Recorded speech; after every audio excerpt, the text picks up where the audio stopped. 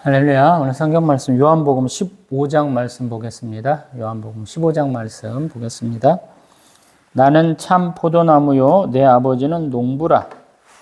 무릇 내게 붙어 있어 열매를 맺지 아니하는 가지는 아버지께서 그것을 제하여 버리시고 무릇 열매를 맺는 가지는 더 열매를 맺게 하려 하여 그것을 깨끗하게 하시느니라. 너희는 내가 일러준 대로 이미 깨끗하여졌으니 내 안에 거하라. 나는 너희 안에 거하리라. 가지가 포도나무에 붙어 있지 아니하면 스스로 열매를 맺을 수 없음 같이 너희도 내 안에 있지 아니하면 그러하리라. 나는 포도나무요 너희는 가지라. 그가 내 안에 내가 그 안에 거하면 사람이 열매를 많이 맺나니 나를 떠나서는 너희가 아무것도 할 수 없음이라. 사람이 내 안에 거하지 아니하면 가지처럼 밖에 버려져 마르나니 사람들이 그것을 모아다가 불에 던져 사르느니라.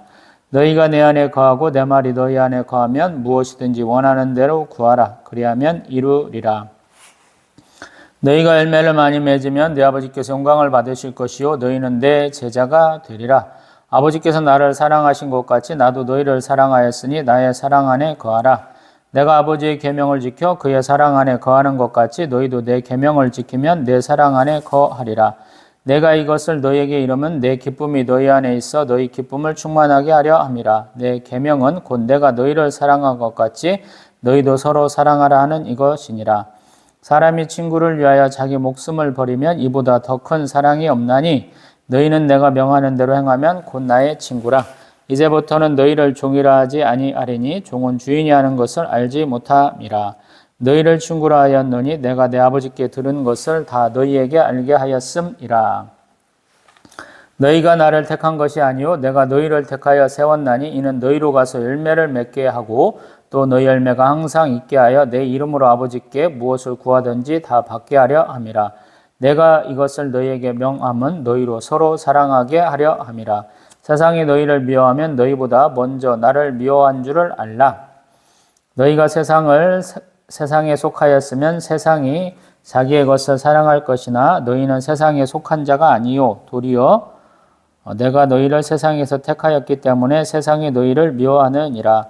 내가 너희에게 종이 주인보다 더 크지 못하다 한 말을 기억하라. 사람들이 나를 박해하였은즉 너희도 박해할 것이요 내 말을 지켰은즉 너희 말도 지킬 것이라. 그러나 사람들이 내 이름으로 말미암아 이 모든 일을 너희에게 하리니 이는 나를 보내신 이를 알지 못함이라. 내가 와서 그들에게 말하지 아니하였더라면 죄가 없었으려니와 지금은 그 죄를 핑계할 수 없느니라. 나를 미워하는 자는 또 내 아버지를 미워하느니라. 내가 아무도 못한 일을 그들 중에서 하지 아니하였더라면 그들에게 죄가 없었으려니와 지금은 그들이 나와 내 아버지를 보았고 또 미워하였도다. 그러나 이는 그들의 율법에 기록된 바 그들이 이유 없이 나를 미워하였다 한 말을 응하게 하려 함이라. 내가 아버지께로부터 너희에게 보낼 보혜사 곧 아버지께로부터 나오시는 진리의 성령이 오실 때에 그가 나를 증언하실 것이요 너희도 처음부터 나와 함께 있었으므로 증언하느니라. 아멘. 할렐루야. 요한복음 15장 제가 항상 입으로 달고 다니는데 굉장히 어려운 장입니다. 우리가 자주 먹는 포도나무는 되게 이렇게 가지를 우리가 높게 이렇게 좀 해줘요. 근데 이스라엘에서 키우는 이 포도나무는 종류가 다르다고 얘기해요. 학자들이. 땅 포도나무다 그래요. 가지를 막 위로 뻗어가는 게 아니고 가지가 어느 정도 가다가 밑으로 땅으로 뿌리를 낸다라는 거예요. 우리는 이제 기근이라는 표현을 써요. 제가 이제 꽃장사를 했던 사람이라 제가 인천에서 사역할 때 토요일 날마다 금요일인가 토요일 날마다 그 꽃을 좀 사러 가는 경우가 있어요. 주일날을 대비해서 이렇게 꽃꽂이 하려고 가다 보면 그 옆에가 이제 몇 동이 쳐 있고 이쁜 게 있더라고요. 그래서 그때 샀던 게 한 3개인가 있는데 그 중에 나머지 2개인가는 죽고 하나만 살려가지고 여태까지 오고 있어요. 그게 그걸 10몇 년을 킨 거예요. 근데 이게 독특한 게 뭐냐면 야가 봄철이 되면 삐죽삐죽하게 이렇게 줄기를 올려요. 근데 이 줄기에 이렇게 조그마한 가지들이, 이파리들이 달면서 그것들이 밑으로 축 처지거든요. 이게 다육이에요. 쉽게 말하면 다육식물이라 우리가 흔히 넓적한 이파리가 없어요. 그냥 마디져 갖고 있어요. 손가락 마디처럼. 근데 하얗게 꽃도 피고 괜찮습니다. 근데 이 녀석을 오래 키다 보니까 무슨 일이 발생하냐면 가지가 길어지면서 이 녀석들이 축 처져요. 그러면서 그 가지가 중간 부분이 부러지더라고요. 우리 전기공사 하시는 분들, 집안에서 뭐 전기 좀 만져보신 분들은 까만색 절연 테이프가 있을 거예요. 절연 테이프도 이렇게 묶어보기도 했는데 별 볼 일 없더라고요. 그래서 제가 선택한 방법은 생각 하다가 작년에는 야, 한번 거꾸로 심어보자. 왜 그러냐면 소위 말해서 기근이 났어요. 줄기에서부터 뿌리가 나가지고 그것을 이렇게 이게 본체예요. 그러면 세 군데다가 화분을 놓고 거기에다 기근이 난 부분들을 이렇게 올려놓고 거기다 흙을 뿌려놔 봤습니다. 그 기근이 정말로 자라가지고 제대로 땅에 박히면 이게 세 개의 다른 개체가 될 수 있는 거거든요. 근데 여름이 가고 가을 되도록 이게 잘 자라지가 않는 거예요. 그래서 이게 자랄 가능성이 없지 않을까 그랬는데 지난 겨울에도 제가 이제 이렇게 이 옆 공간이 저희 식당 공간인데 거기다가 이제 밖에 키웠던 꽃나무들을 들여놓거든요. 겨울철에는. 근데 작년에는 유독 난방도 별로 안 하고 물도 굉장히 안 줬던 것 같아요. 뭐 재작년에 물 굉장히 많이 줬던 것 같은데 그래서 그런지 작년에는 많이 죽었어요. 뭐 평상시보다 조금 더 많이 죽은 것 같아요. 제가 젤로 좋아하는 가장 좋아했던 남천이 그냥 다 말랐어요. 다행히 줄기는 살아가지고 끝에를 잘랐더니 다시 가지를 쭉쭉 펴고 있거든요. 근데 제가 이렇게 기근을 통해서 뿌리 좀 내려라 했던 것이 지금 이 봄철을 맞아갖고 잘 컸어요. 다시 밑에서부터 줄기가 나오고 이파리들 내기 시작하더라고요. 땅포도나무를 어떻게 잘 키울까요? 열매를 맺게 할까요? 이 얘기를 하다 보니까 여기까지 왔어요. 여기서 한글은 해석하기를 농부라 그랬어요. 근데 영어로는 가드너라고 그래요. 정원사 뭐 이런 식의 표현이겠죠. 포도원 농부다 이런 표현을 하거든요. 포도 농사는 우리가 생각할 때 굉장히 쉬운 농사일까요? 편안한 농사일까요? 그러면 제가 중동에 있는 사람들 인터뷰하는 것을 유튜브에서 어떻게 봤는데 굉장히 어렵다라고 그래요. 왜 그러냐면 야네는 열매 맺는 게 목적이 아니에요. 포도나무가 성질 자체가 줄기를 계속 냅니다. 저희 집에도 포도나무가 한참 오랫동안 켜서 아는데 이 녀석은 10월달 지날 때도 줄기를 내서 거기서 꽃을 피워요. 그래서 11월달 거의 겨울 초입에 가도 늦가을쯤에 가도 포도가 맺히긴 맺힙니다. 정말로 정상적인 포도알이 한 이만큼 크다면 마지막에 가면 코딱지만 해져. 굉장히 작아요. 그래서 농부가 해야 될 게 뭐냐. 쓰잘데기 없이 가지가 많이 뻗지 않도록 계속 작은 순들이 나오면 계속 잘라야 돼요. 그리고 봄에 해야 되는 게 뭐냐면 이 녀석이 이만큼 뻗어서 꽃을 피울 수 있도록 그 가지를 정확하게 이렇게 구분을 내야 되는 거예요. 제가 작년에는 산책을 굉장히 많이 했다 그랬죠. 너무 아프고 작년에는 50견 관절에 속혀 와가지고 왼팔이 거의 병신이었잖아요. 한 3, 4, 5, 6월 달부터 조금 좋아졌나? 3, 4, 5월 달까지 완전히 병신이었고 이것도 안 올라갔잖아요. 뒷짐도 안 돼요. 열중쇼도 안 되고. 굉장히 고생했는데 그때 가다 보니까 산책로 옆에 포도밭이 있어요. 가르쳐주는 사람이 따로 있는 것 같아. 여자분이 하는데 나 가르쳐준 대로 했죠? 듣는 내용이에요. 그다음 오니까 내가 그 높은 데는 못한다고 했잖아. 그러는 거야. 와서 보고는 이것은 열매 맺는 가지가 된다. 이거는 도움이 안 된다는 것을 전문가는 알더라라는 거예요. 여기도 해당하는 거예요. 가지를 절단하는 이유는 그것이 열매 맺지를 않는다고 해서 절단하는 거예요. 이게 포도원 농부가 할 수 있는 얘기고요. 그 다음에 땅포도라고 그런다면 잘 되는 게 아니고요. 그곳에서 가지가 처지면서 기근을 내지 않도록 거기다가 돌을 올려주는 거예요. 열매 맺는 나무가 될 수 있도록, 줄기가 될 수 있도록 하는 것이에요. 해석이 조금 달라지죠. 신대원에 갔더니 예수님이 사시던 그 시대의 생활상, 그 문화를 사람들이 연구하는 것이 한 십몇 년 됐다고 좀 새로운 사실들을 많이 가르쳐 주시더라고요. 여기서 1절이 아니고 2절에 아버지께서 그것을 제거해 버리신다라는 게 제거한다는 뜻이 아니다라는 얘기를 하는 거예요. 우리는 두려움이 있잖아요. 내가 열매 맺지 못하면 하나님이 잘라버리시겠다. 얼마나 두려운 거예요. 신앙생활 조금 하시다 보면 이런 생각들 굉장히 많이 하죠. 저도 개척 10년 차예요. 굉장히 두렵습니다. 어떤 사람이 10년 동안 아무 열매도 맺지 않는다면 어떻게 하겠느냐라는 거예요. 과실나무를 심었는데. 베어버리고 싶잖아요. 성경에는 그런 예도 나와요. 열매 못 맺는다니까 저한테 좀 맡겨주세요. 제가 좀 키워갖고 열매 맺게 할게요. 아니면 원래 뜻대로 하세요. 이런 예화가 나오죠. 근데 한편으로 보면 제가 아까 해석했던 것처럼 제가 하는 게 아니고 열매를 맺을 수 있도록 돌봐주겠다. 그러면 너무 감사하잖아요. 신대원 입학할 때가 39이었어요. 담임 목사 빨리 되는 사람은 30대 초반에 되더라고요.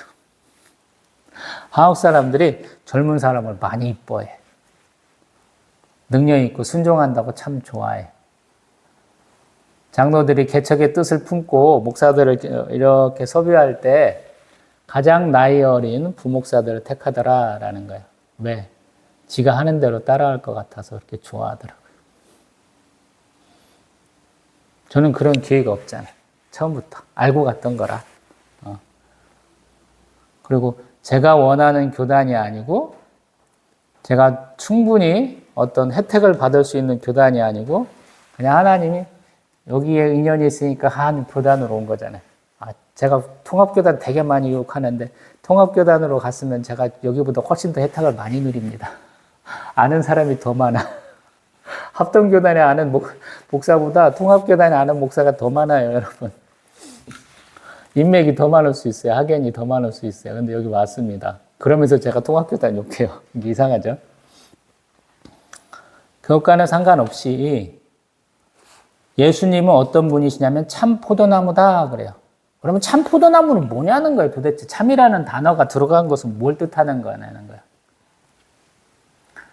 여러분 참은 좋은 것을 뜻해요. 대부분의 경우에. 개자가 들어가면요. 별 볼 일 없어요. 우리 나리하고 개나리하고 가만히 보시면 꽃 형태가 비슷할 거예요. 그래서 참나리, 그거보다 훨씬 못한 노란 개나리. 좋은 것은 항상 참이 잘 붙어요. 안 좋은 개예요. 참 포도나무라는 거예요. 포도 중에서도 먹을 수 있는 게 있는가 봐요. 저는 잘 모르겠지만. 먹을 수 있고 사람들이 좋아하는 품종이 있었던 것 같아요. 그래서 참 포도나무라는 표현이 나온 것 같아요. 근데 이 좋은 것들, 먹기 좋고 보기 좋고 이런 것들은 항상 문제가 뭐냐면 벌레에 약해요. 질병에 약하더라고요. 제가 보면. 잘 안 돼. 꽃도 화려하고 좋으면요. 그것이 오래 못 가요. 벌레가 와서 뜯어먹는 경우가 많고 또 그 꽃이 개화하기 위해서 피기 위해서 좀 노력들을 많이 해야 되더라고요. 좀 쉽지 않습니다. 근데 예수님께 붙어 있을 수 있도록 열매를 맺을 수 있도록 예수님이 하시겠다라는 거예요. 그리고 주체적인 그 행위를 하시는 분은 결국에는 하나님께서 하신다는 게 성부께서 하신다라는 거예요. 이게 재밌잖아요. 그러니까 예수님께 붙어 있어 우리가. 근데 우리가 열매 맺을 수 있도록 예수님이 직접적으로 도와주시는 게 아니고 사실은 그 일은 누가 하시냐면 하나님이 하신다라는 거예요. 이런 생각들은 많이 안 해보셨잖아요. 한국 교회에서는 성부, 하나님에 대한 얘기를 잘 안 해. 제가 그래서 하는 얘기예요. 제가 구약도 되게 많이 강조하는 이유가 그래서 그래요. 전지의 창조주, 심판주, 구세주, 섭리주 되시는 분은 하나님이시다라는 거예요. 그게 성부예요.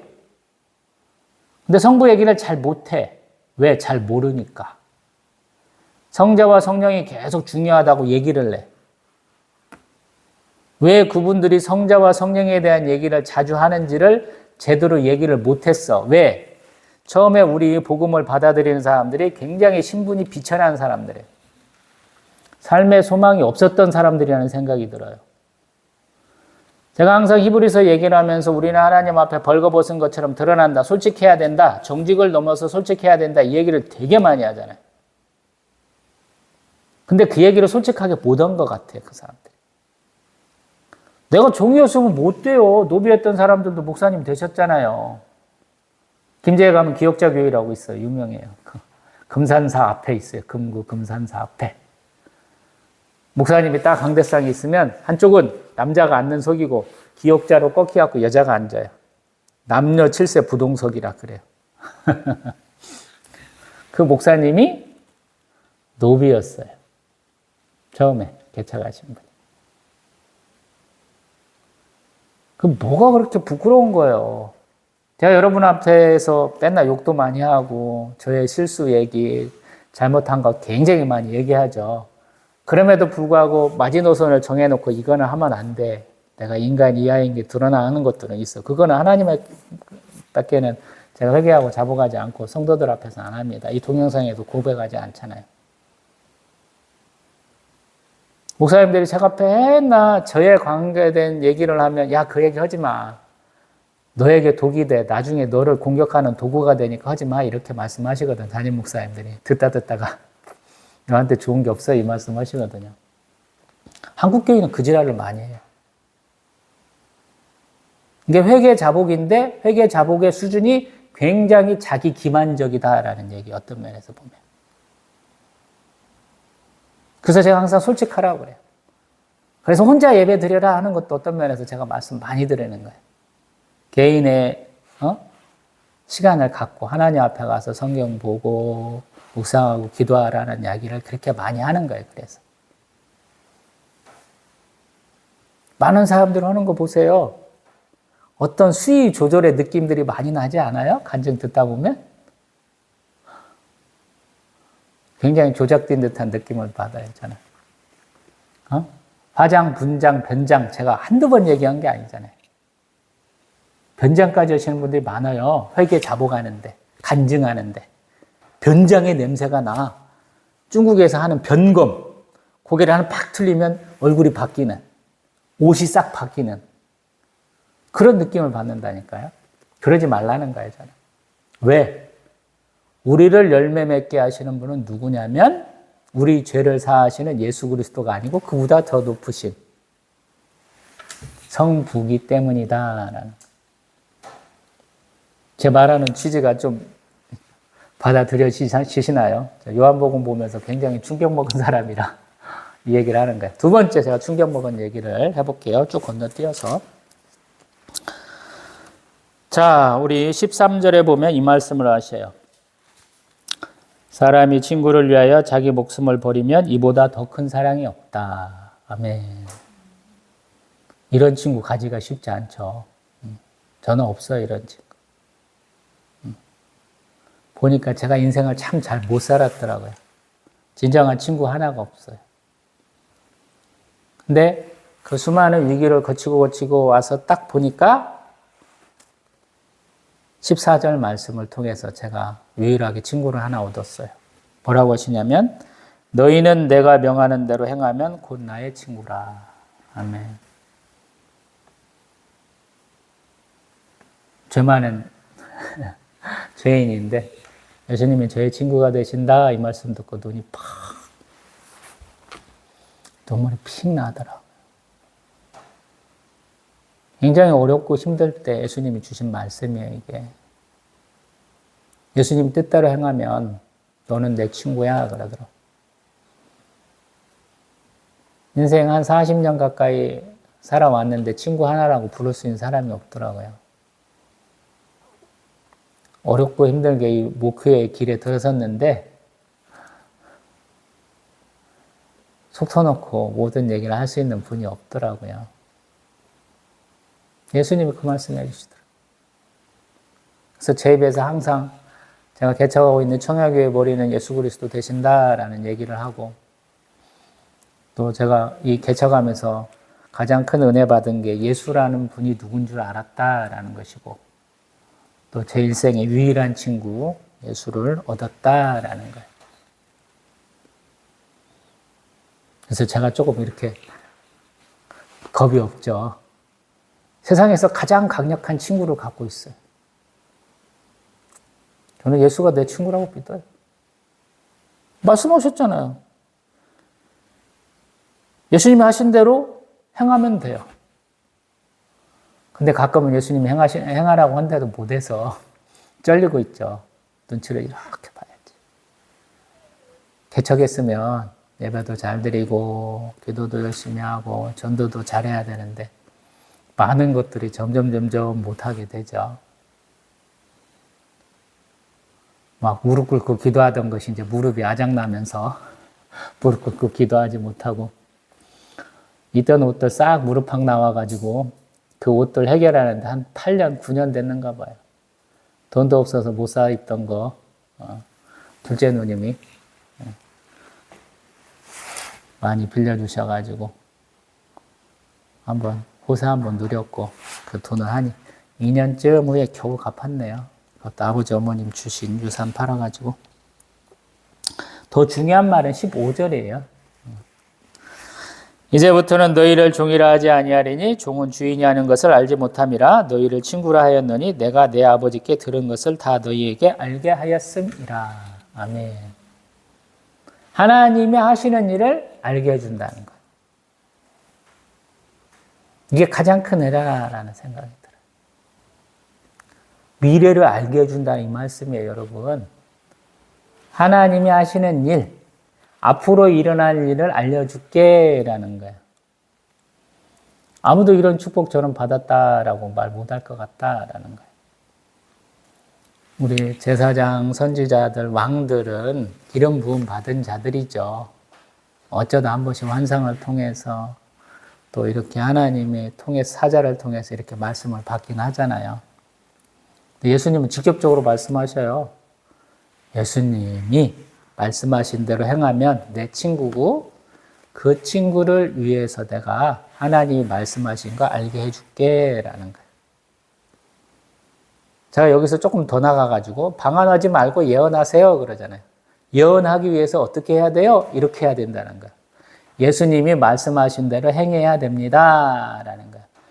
예수님이 말씀하신 것처럼 친구를 위해서 목숨을 바쳐야 예수님의 친구가 될 수 있습니다 라고 얘기하는 거예요. 굉장히 엉뚱하면서도 굉장히 무섭게 들리시죠? 예수를 위해서 죽어야 돼요. 그래야 예언할 수 있습니다. 한국 교회에 왜 예언이 없습니까? 예수를 위해서 죽지 않으니까. 예수의 말씀대로 행하시는 게 없으니까. 굉장한 논리의 비약이죠. 굉장히 비관적이죠. 너는 그렇게 살았어? 죄송하게도 못 살았어요. 그렇게 할 수 있을 줄 알았어요. 근데 안 되더라고요. 저에게도 온갖 짐들이 많더라고요. 나로 인해서 고통받는 이들이 너무 많더라고요. 저기 앉아서 있는 두 사람이 가장 큰 피해자고 내 부모 형제자매들도 많은 피해자더라고요. 먹고는 살아야지. 사람처럼 살아야 되는데 목회를 하다 보니까 그렇게 못 살더라고요. 그러니까 그분들한테 심적인 압박을 굉장히 많이 주더라고요. 제 친가 쪽도 마찬가지고 처가 쪽도 마찬가지고. 저는 사촌 형제들이 너무 많아요. 아버지 형제들이 많아가지고. 교회 잘 다니라고 할 수 있려면 제가 조금 엉뚱하게 목사가 됐습니다만 교회가 좀 부흥해야 되잖아요. 계속 이러고 있어요. 처가댁도 마찬가지죠. 믿음이 몇 대라고 얘기는 하는데 그 중에 목사님이 나오셨다든가 대단하다든가 이런 집안은 아닌 것 같아요. 제가 지금 판단하기는. 근데 믿음의 방향들을 못 세워주고 있어요. 항상 얘기하잖아요. 50대에는 내가 어떻게 살아왔는가가 드러난다고 인생에서. 믿는 자들은 특별하게 더 그렇죠. 하나님을 내가 잘 섬겼다면 굉장한 도움을 받죠. 그렇지 않다면 똑같아요, 일반 사람들.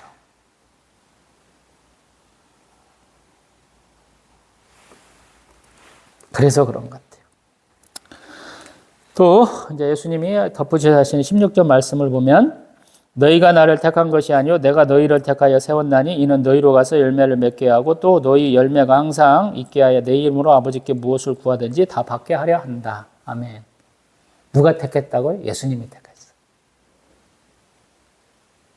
내가 예수님이 택한 사람이라면 예수님이 말한 대로 행해야 된다는 거예요. 그래서 어려워요. 저는 믿잖아요. 목사잖아요. 특별하게 더 똥꼬집 부려가지고 개척하겠다. 저하고 연고도 별로 없는 데서 야산 땅에 개척하겠다 하고 맘먹은 사람이잖아요. 그래서 너 정말로 기도한 대로 다 받았어? 그러면 아니요 라고 대답을 해야 돼요. 근데 또 한편으로 너 맨몸에 맨 땅으로 아무것도 한 게 없어? 그러면 아니요? 난 맨몸에 맨 땅이 아니었는데요? 라고 대답을 해야 돼요. 무일푼이었는데 개척을 했고요. 월세 100만 원인데 걱정 안 해도 돼요. 제가 10년 동안 알바를 뛴다던가 직업을 가진 게 그렇게 기간이 길지 않아요. 적어도 9년 이상은 놀고 먹었어요. 그것도 힘들어서 결계거렸습니다만 하나님 돌보시더라라는 거예요. 이번에 이제 5월달 어린이날도 있고 또 연휴에서 이렇게 인천에 올라갔다 왔습니다. 장인어른 장모님께 꽃을 사드리려면 제가 가는 화원은 언제나 정해져 있어요. 언젠가 말씀드려봤는데 인천에서 사역할 때 제가 왜 인천으로 사역을 구했냐면 저희 사모가 인천 사람이라 제가 옮기는 게 편하겠다 그래서 올라갔습니다. 하나님이 참 축복하심으로 저희가 결혼하고 얼마 안 돼서 저기 앉아서 졸라고 맘먹고 있는 놈, 지금 거의 조는 놈인데 개심치게 하고 이러고 있는 놈인데 저 놈이 뱃속에 있으니까 제가 뭐라고 그랬냐면 야, 한 달 전에는 사역 관둬라 피해주지 말고 그런 거예요. 근데 사례비라고 많이 주는 것이 아니어서 제가 꽃다발 하나를 사주고 싶더라고요. 저희 사모 사역을 몇 년 동안 한 거거든요. 장모님 뱃속에 있을 때부터 개척 멤버로서 수고했고 또 교회부설 어린이집 원장도 했고 또 그 어린이집을 교회에서 감당 못해서 관두게 되면서 야간 신학하고 교육전도사로 한참 수고했던 탓이거든요. 그래서 하나님 제가 저희 아내 위해서 저희 사모 위해서 꽃다발 사주고 싶은데 돈이 없어요. 돈 좀 주세요 라고 새벽 예배 마치고 기도했거든요. 근데 제가 그 기도하는 소리를 새벽 예배 때 보면 우리 권사님들이 제가 문 닫고 갈 때까지 교회 로비에서 기다리셔요. 그분들은 같이 기도하는 스타일이 아니고 좀 앉아갖고 이런저런 세상 얘기도 하고 뭐 자녀들 얘기도 하고 하시는 분들한테 들었나 봐요. 갑자기 부교육자들에게 다 돈을 주더라고요. 그래서 감사하다. 내가 꽃다발 사줄 수 있겠다. 그래서 이제 저녁 예배 마쳤을 거야 아마 그날. 저녁 예배 마치고 국공학 예배 딱 들어가려고 그러는데 제가 무슨 짓을 했냐면 그 준 봉투를 갖고 가야 돈을 줄 수 있잖아요. 근데 그 봉투를 내리고 갔더라고. 거기가 주차하기가 조금 무한대요. 꽃가락이 연달아 있어서 첫 번째 있는 집이고 그래서 조금 밑에다 주차하다 보니까 봉투를 놓고 내렸더라고요. 그래서 제 지갑에 있는 돈으로 해결을 해야 되더라고요. 근데 그때 제가 장미꽃 선물한 것 같은데 사장님이 어떻게 안개꽃도 섞어주시고 꽃가게도 딱 깎아주시더라고요. 제 주머니에 있는 돈으로 그날 꽃다발 샀습니다. 참 감사하더라고요. 내게 있는 것이 충분한데 저는 더 걱정하고 더 달라고 하나님 앞에 기도했더라고요. 그때 하나님 벌써 여호와의 일에 하나님이심을 얘기를 하더라고요. 너가 믿음이 있느냐고.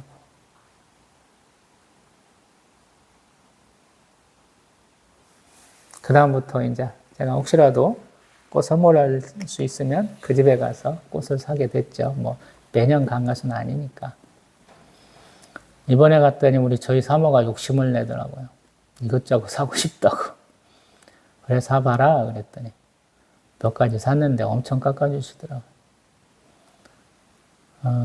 바깥 사장님은 좀 몸이 불편하신 것 같아. 항상 안에 계시는데 갈 때마다 바깥 사장님 계신가 이렇게 한 번씩 제가 둘러보는데 오늘도 지난번에 가서 보니까 안 보이시는 것 같아서 걱정했는데 계산할 때는 딱 앉아 계시는 게 문이 열리면서 계시더라고요. 그래서 아유 안 뵈서 좀 걱정했다고 그랬더니 많이 깎아주시더라고요. 어쩌다 보니 여기까지 왔어요. 하나님 그렇게 돌보시는 하나님이시다라는 거예요.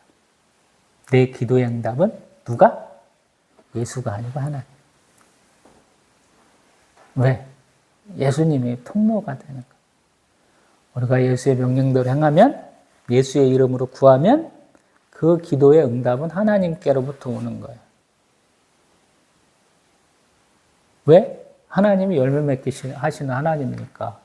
우리를 토탈 케어해 주시는 분, 나면서부터 죽을 때까지, 영생까지 쭉 우리를 이끌어 가시는 섭리의 하나님은 누구니까?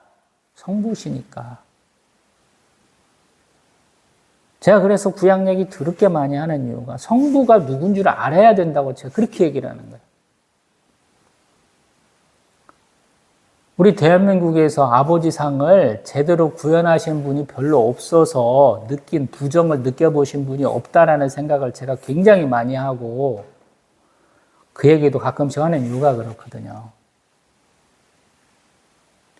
아버지는 굉장히 자애로운 분이에요. 한국에서 역사적으로는. 자녀를 양육하는 분은 누굽니까? 그러면 우리는 엄마를 많이 떠올리잖아요. 한국에서는 자식을 키우는 것은 아빠의 몫이었어요. 많은 부분들이 그래요. 잘 사는 사람들이 똑똑한 사람들이 자녀를 양육하지는 않더라고요. 꼭 글선생들 모셔갖고 하고요. 아빠는 혼내치는 사람이 아니고 사랑해주는 존재더라라는 거예요. 우리 18세기, 19세기 뭐 이렇게 풍속가들 보면 아기를 누가 업고 있냐 이렇게 한번 보세요. 어떤 사람들은 얘기하더라고요. 엄마가 업고 있냐? 할아버지나 아빠가 업고 있냐? 그러면 할아버지나 아빠가 업고 있어요. 한국은 그렇게 자녀 양육의 주체가 아빠예요. 아버지예요.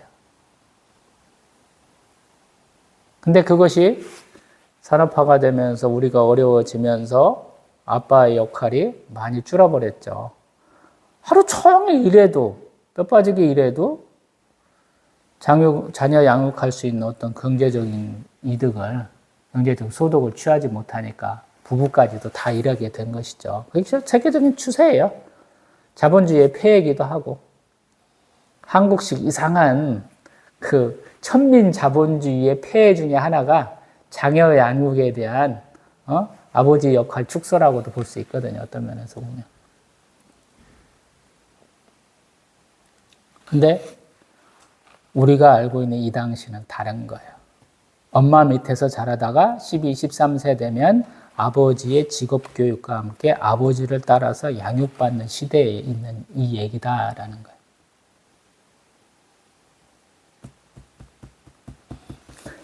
시대상까지 얘기해야 되니까 조금 어렵죠. 그리고 예수님이 택했으므로 세상에 너희를 미워한다라고 얘기를 해요. 기독교인인데 세상 사람이 당신을 잘 대하면 너는 기독교인이 아니야. 정답입니다. 세상 사람들이 하는 것처럼 술 마시고 담배 피고 기집질하고 서방질하고 사기치고 이렇게 살면 세상 사람들이 좋아해요. 너 날라리구나. 사입이구나. 그러면서 참 좋아요. 여기저기 다 끼워줘요. 네? 진정코 예수를 믿고 성부 성자를 믿으면 성령을 믿으면 세상 사람들이 싫어해. 지들하고 다르다고.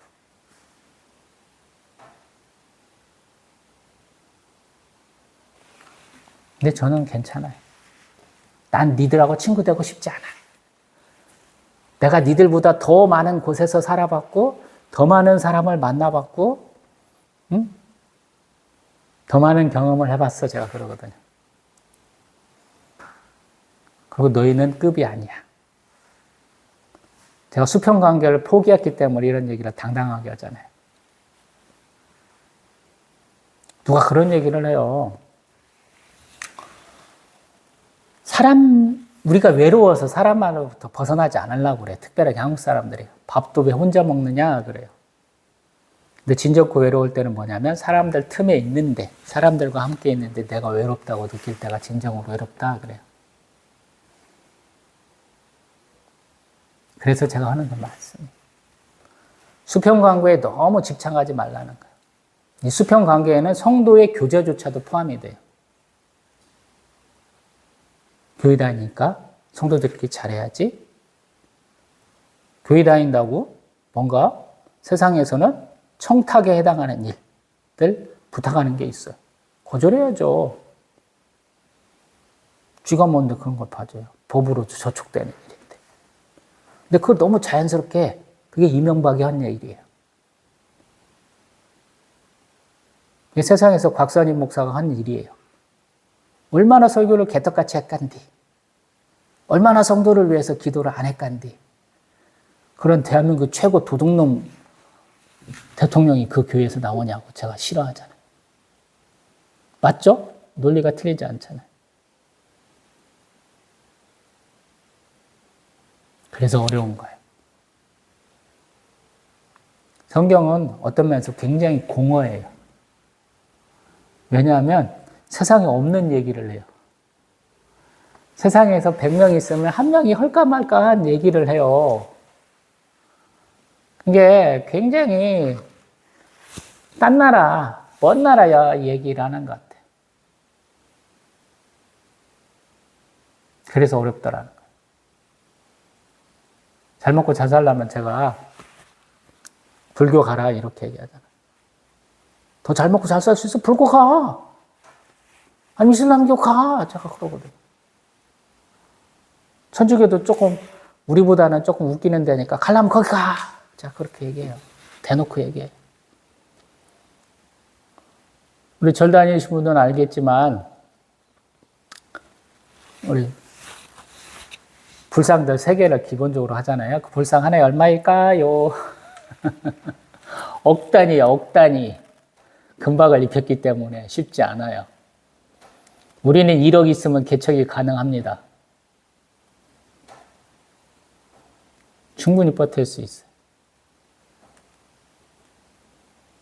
아버지가 밀어줘갖고 한 5천만 원 갖고 개척한 것 같아요. 세월이 지금 10년차 지나는데 그만큼은 있어요, 아직도. 돌고 돌아가지고. 팍 줄었다가 다시 5천만 원대 됐어요.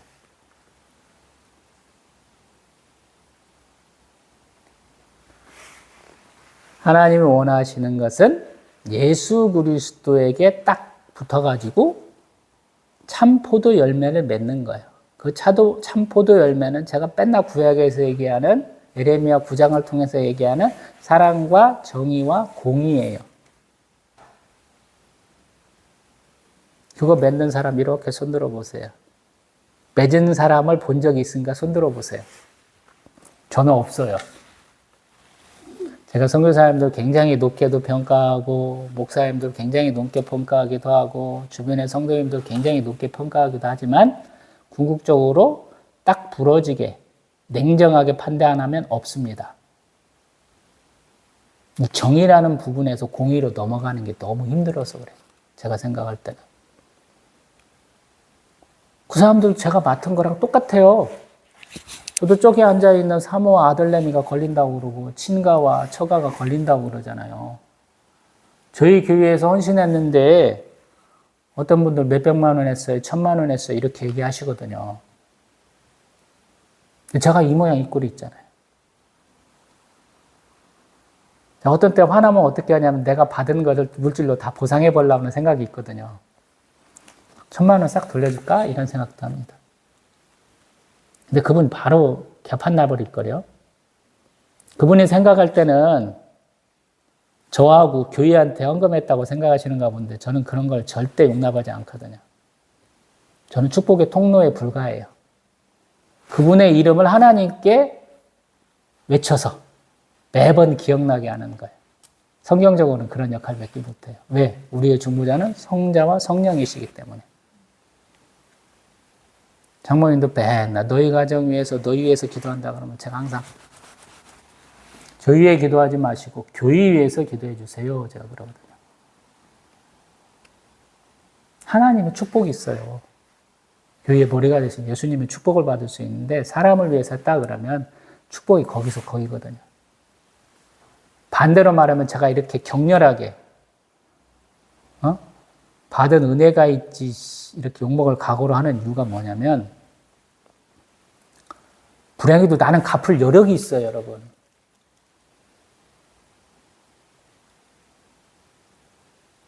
갚을 여력이 있다고. 제가 얘기했잖아요. 여자 되는 사람이 두 분 전도 가방 들고 제가 신앙생활을 시작했다고. 크기 시작했다고. 그분들이 얘기하잖아. 너 까불면 너를 위해서 기도하지 않을 거야? 그랬을 때 제가 강력하게 반발했다고. 1년도 안 됐을 때. 신앙생활 본격적으로 시작한 지 1년도 안 됐을 때. 중보자는 성자와 성령이세요. 내가 피조물인데 어떻게 하나님을 이겨먹어요, 여러분?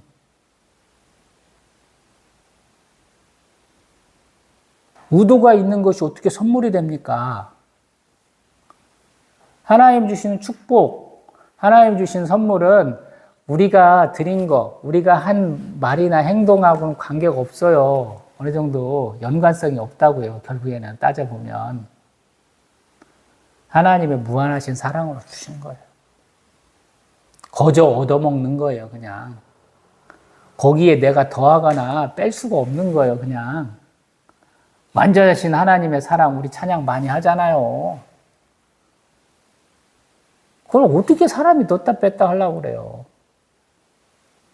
내가 그렇게 하고자 하는 의지를 가지고 쬐끔 이렇게 하는 체험에 하나님 이뻐하시는 거야. 조금 더 잘하자. 하나님이 그렇게 우리를 성장시켜 주신 거야. 성장의 과정을 보면서 미리 땡겨서 주는 거야. 주식으로 말하면 이때 장사가 조금 잘하고 있으니까 장사가 잘 돼갖고 회사가 상장해서 이만큼 값어치를 지금 생각해서 미리 땡겨서 주가가 올라간 거랑 똑같다라는 거야. 쉬운 말로 하면 미리 하나님이 돈을 주신 거야. 나중에 받을 것까지 땡겨갖고. 제가 그러고 있잖아요. 제가 앞으로 4년 후, 4년 몇 개월 후까지 미리 받았잖아요, 제가. 돈이 없어서 한 달에 10만 원씩 받아요. 1년이면 120만 원 받도록 제가 해놨어요. 혹시라도 저를 이을 목사가 있다면 그 사람은 저처럼 안 받고 시작하면 문제가 되겠더라고요. 그래서 우리 교회 형편에 한 달에 10만 원씩이라도 주자. 그래서 제가 10만 원으로 책정했고 그것이 10년 차 되도록 한 번도 올라본 적이 없는 거예요. 근데 그것도 제가 사용할 형편이 너무 어려우니까 미리 받았어요. 14년 차까지 미리 다 땡겨서 받았다고요. 얼마나 하나님 감사해요. 사역도 안 했는데 하나님 미리 주신 거잖아요. 그만큼 죽어도 개척할 때만큼 남아있으니까 하나님 은혜가 얼마나 크십니까?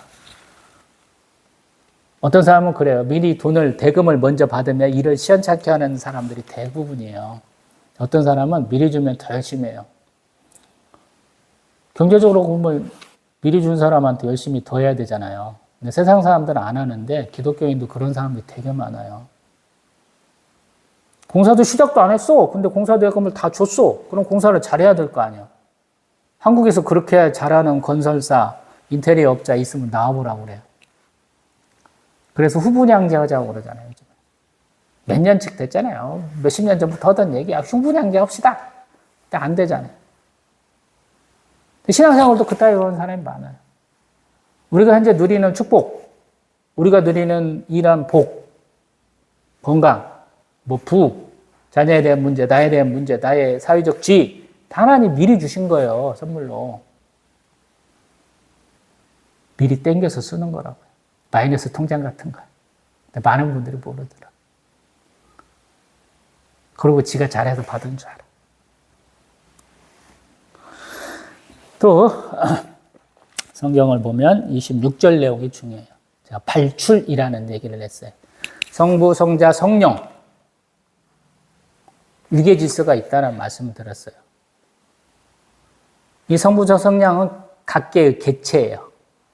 하나의 어떤 형상을 갖고 있어요. 근데 이분들을 싹 합치면 하나가 된다 그래요. 말도 안 된다고 그랬잖아요. 제가 지난번에 물병 들고 얘기했잖아요. 물병 3개가 있는데 합치면 물병 1병이래. 안 믿어지잖아요. 근데 이분들이 유계 질서가 있다는 거예요. 성부, 성자, 성령으로 이렇게 내려온다는 거예요. 우리 창세기 1장 1절부터 시작할 때 딱 보면은 하나님이 영의 수면 위에 이렇게 운행하신다라는 표현이 있다고 그랬잖아요. 그러면 성자는 어디 위치냐는 거예요. 사자, 칙사 이런 표현 하잖아요. 전권대사 이런 표현 하잖아요. 우리가 많이 쓰는 단어예요. 정치나 외교에서. 누가 나의 대리로 갈 때 똑같은 권리를 행사할 수 있고 똑같은 대접을 해야 돼요. 그러면 성부와 성령은 일치하거든요. 하나님의 영이 성령이니까 쉽게 말하면. 근데 특이하게 우리 기독교는 성삼위일체 하나님을 믿는다라는 거예요. 그래서 어려운 거예요. 성자가 그 안에 들어가잖아요. 성자가 독생자 이걸 안 믿는 분들이 그래도 지금도 굉장히 많아요.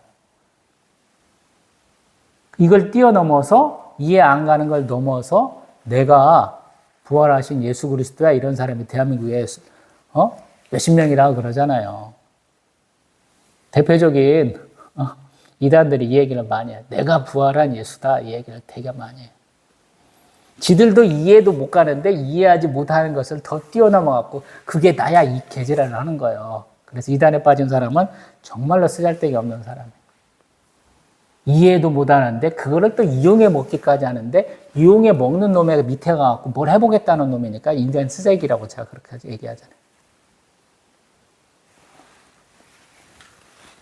지금 요한복음 15장에서 무슨 말씀을 하시느냐? 26절에 내가 아버지께로부터 너희에게 보낼 보혜사 곧 아버지께로부터 나오시는 진리의 성령이 오실 때 그가 나를 증언하실 것이다. 그래. 분명히 얘기해요. 성부와 성자로부터 성령이 나오신다. 이게 신학적으로는 필리오큐 이렇게 얘기하고 우리는 발출이다 그래요. 그래서 우리가 사도신경도 성부, 성자, 성령으로 가죠. 그리고 성령이 오셔가지고 예수 그리스도에 대한 증언을, 변증을 더하게 하시잖아요. 중요한 거 3가지 얘기했어요. 오늘. 어려워서 중간에 빼먹었어요. 제가 이렇게 딱 가닥을 잡으면서 뭔 생각을 했냐면 이런 걸 얘기했어요. 대학교 다니신 분들은 많이 이해하실 텐데 교수가 젊으면 책 한 권을 다 가르쳐 주려고 그런다는 거예요. 처음부터 끝까지. 한 50쯤 되면 중요한 것을 가르쳐 준다고 그러더라고요. 은퇴를 앞두고 있으면 뭘 가르쳐 주냐면 생각나는 걸 가르쳐 준대. 제가 딱 쉬운 5살이니까 내가 중요한 것만 가르쳐 주고 있나? 이 생각을 하게 되더라고요. 중요하지 않은 건 없어요, 여러분. 근데 제가 감동받아서 설교 스타일을 렉시오 디비나, 영적 독세에 대한 부분으로 하잖아요. 성경을 너무 안 읽으니까, 읽어도 이상하게 읽으니까 그 부분을 바꿔보자라는 거죠. 성경을 읽는데 그 성경을 읽고 나서 그냥 읽는 걸로 끝나요. 시험을 안 보니까 증명할 일이 없잖아. 나 읽었어 이러거든요. 그래서 읽어서 뭐 했는데? 라고 물으면 그냥 읽었어 이걸로 끝나요. 성경 필사했다고 잘하는 사람은 성경 필사해서 뭐 했는데? 그런데 필사했어. 평생에 몇 번이나 했어. 이렇게 말씀하시고 끝나더라고요. 성경을 읽고 필사하는 이유가 뭐예요, 그러면? 제가 얘기하잖아요. 몽골 같은 데 가면, 티벳 같은 데 가면 사람들이 문맹이야. 글자를 못 읽어. 조그마한 이런 종 하나 가서 불경 하나를 써놓은 거랑 똑같다 그래서 그 사람들이 하는 게 뭐냐면 그 종을 돌려요. 그러면 불경 한 번 읽은 걸로 쳐준대. 불교 방송 어쩌다 한번 들어가 보면 이상한 것들 많아요. 나무아미타불 요거를 1시간 넘게 하시는 분도 있어. 듣다 보면 편안해져. 반복적으로 하시니까. 뭔 상관이에요, 그거하고. 아무것도 모르는데, 그러고 있으면 뭐가 돼요? 그래서 하는 말씀이다. 성경을 읽어라. 급하게 읽을 필요도 없고, 천천히 읽어봐라. 읽어서 혹시라도 네 마음에 남는 게 있다. 그것이 하나님의 너한테 주시는 말씀일 수 있다. 그 말씀 붙들고 묵상해라. 묵상하고 기도하다 보면 하나님이 너에게 찾아오신다. 대화해 주신다. 이걸 얘기하잖아요. 왜? 이게 수도에서 나온 거예요. 수도사들은 자발적으로 때로는 타의에 의해서 사람들과 격리되게 되죠. 그리고 자신의 개인의 영달 같은 걸 싹 털어버렸어요. 쉽게 말해서 예수 그리스도의 고난을 나도 똑같이 겪겠다라고 각오하신 분들이거든요. 근데 그분들은 할 게 뭐 있어? 내가 세상에서 성공 안 하려고 하는 순간, 내가 결혼도 안 하겠다고 맘먹는 순간 사람이 할 수 있는 게 뭐 있어요? 없잖아. 하나님 앞에 기도하는 것밖에 없잖아요. 그러면 하나님에 대해서 알아야 되잖아요. 그럼 말씀을 읽어야 되잖아요. 읽고 정확한 해석을 하는 것을 배워야 되고 배운 것을 가지고 묵상하고 기도해야 되잖아요. 한국 사람들 기도는 굉장히 감정적 기도죠. 감성적 기도죠. 아버지 앞에 제가 맨날 군대 다니면서 대학교 다니면서 썼던 편지 가장 중요한 내용 항상 추신해 있어요. 아버지 돈 좀 보내주세요. 한국 사람들 기도는 하나님 저에게 돈 좀 주세요. 이 기도밖에 못 하잖아요. 그거 하지 말라는 거예요. 또 종감적으로 대화할 수 있잖아요. 왜 시간을 그렇게 엉뚱한 거에 낭비하세요? 그냥 처음부터 아버지 돈 필요해, 돈 좀 주세요 하고 함자 끝나면 끝내잖아요. 근데 무슨 그게 기도예요. 하나님 우리에게 돈만 주셔요? 가만히 있다 보면 푸른 하늘, 요즘 같은 5월이니까 꽃가루도 너무 날리긴 하지만 천지의 꽃이 만발하잖아요. 얼마나 좋아요. 생각할 것도 많고 기뻐할 것도 많고 감사할 것도 많고 가만히 가다 보면 그런 게 느껴진다는 거예요. 그걸 못 느끼면 내가 너무 삶에 찌들어 사는 거예요, 여러분. 그래서 평안을 얻고 하나님을 이렇게 생각하고 하나님 앞에 영광을 올릴 시간을 가져라 라는 의미에서 이런 얘기들 하잖아요. 그래서 제가 막 중구난방하잖아요. 지식도 가르쳐야 되지, 내가 했던 방법도 소개해야 되지, 그리고 그런 것 안에는 세상을 바라보는 나의 시선이 무엇이었는지, 내가 세상에서 살면서 느꼈던 그 좌절, 그 당혹감에 대한 얘기도 해야 되잖아요. 그러니까 성경을 읽는 자체가 하나님과 나와의 대화 주제가 되는 거예요. 대화의 재료가 되는 거예요. 얼마나 좋아요, 여러분. 저도 포도봉봉 굉장히 좋아했어요. 근데 그 포도봉봉에 대한 얘기로서 하나님과 대화하기는 좀 힘들잖아요. 근데 하나님이 참 포도나무시고 그 포도 열매가 잘 맺게 하시는 분이 하나님 성부가 되신다라는 얘기에서부터 성부, 성장에서 성령까지 가잖아요. 그래서 14, 15, 16장이 굉장히 은혜되는 장이라고 해요. 그리고 그 핵심이 지금 15장이에요. 그래서 저는 이렇게 은혜를 받았습니다. 세상에 하나도 없는 친구, 예수님이 내 친구가 되십니다. 라는 그 말씀 들어서 너무 감사했습니다. 라는 얘기까지 했잖아요. 여러분도 그러기를 소망합니다. 목사가 선교사가 여러분을 기쁘게 하지는 못할 때도 많아요. 근데 예수님이 여러분의 친구가 되신다면 얼마나 좋아요. 제가 받았던 말씀 중에 하나, 이제 얘기를 한번 해봐야지. 간증을 또 한번 해봐야지. 코로나19 바이러스가 이렇게 창궐하면서 교회가 굉장히 어려워졌죠. 그의 초에 하나님이 주신 말씀이에요, 예수님. 올해는 바뀔 거야. 그래서 저는 바뀌는 걸 뭘로 해석했냐면, 몇 차례 얘기한 것 같긴 한데, 우리 교회도, 청야교회도 부흥할 거야. 그랬더니 하나님이 코로나19 바이러스 사태를 주시더라고요. 저하고 똑같은 기분을 느끼게 해주시더라고요. 많은 사람들에게. 성도도 없는데, 목사만 나와서 예배해야 되고, 제가 얘기했잖아요. 동영상도 빨리 찍어서 올렸어야 되는데, 제가 좀 늦었다고. 목사님들, 나 동영상 찍어갖고 자꾸 올리기 시작하고, 그런 때가 됐다고요. 저는 해석은 잘 못했지만 말씀은 받았다 그러잖아요. 얼마나 감사해요. 이건 굉장히 수준 높은 것이고 어떤 면에서 저한테는 삶의 목표를 바로 세워라 라고 말씀하신 것이고 짜잘한 것도 많이 있죠. 아니 구하는 대로 다 주신다 그랬잖아요.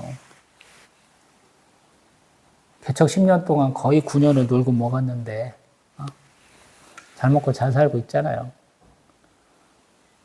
1년이면 1200만 원 월세로만 내야 되는데 그거 다 내고도 개척할 때 그 작은 만큼 제가 있다고 말씀드리잖아요. 5천만 원 정도로 시작했는데 5천만 원이 아직도 있어요. 지금 얘기하잖아요.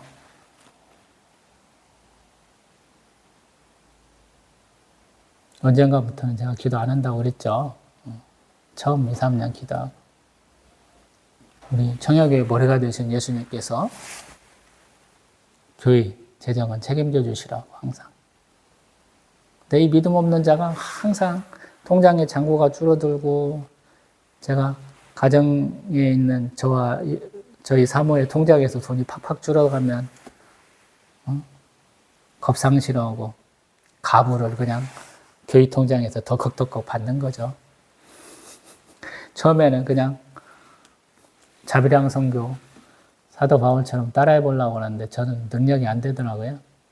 사도 바울처럼 투잡을 띄어야 되는데 천막을 짜야 되는데 안 짜고 있으니까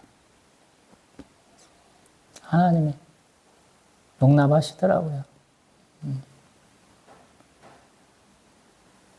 자꾸 은퇴하려고 그러니까 하나님이 너 가불에 갔다? 안 된다? 너 그거 관두면 너 도둑질이야? 하나님 그러신 것 같아서 14년 차까지는 얄짤 없이 해야 되는 것 같아요. 하나님 돈 훔쳐갈 수는 없잖아요. 도둑질할 수는 없죠. 앞으로 14년 차까지 동영상 열심히 찍겠습니다. 다음 시간에는 성령에 대한 얘기 16장 통해서 보겠습니다.